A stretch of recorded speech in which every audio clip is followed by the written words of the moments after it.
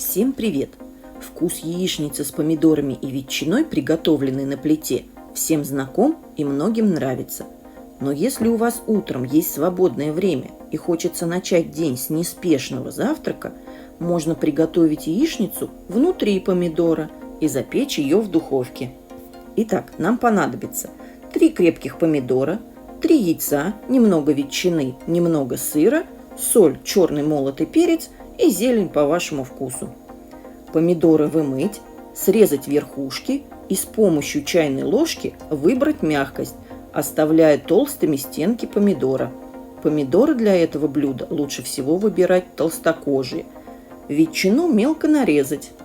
В каждый помидор положить немного ветчины. Аккуратно, чтобы не повредить желток, вбить в помидоры яйца, посолить, поперчить, духовку разогреть до 190 градусов и запекать яйца в помидоре 20 минут. Сыр натереть на терке. Через 20 минут яйцо должно запечься. Вынуть помидоры из духовки и посыпать натертым сыром.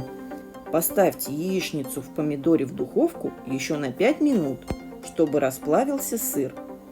Готовую яичницу в помидоре подавать, посыпав зеленью.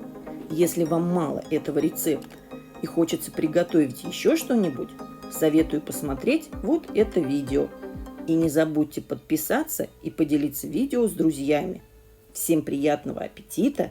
Пока-пока!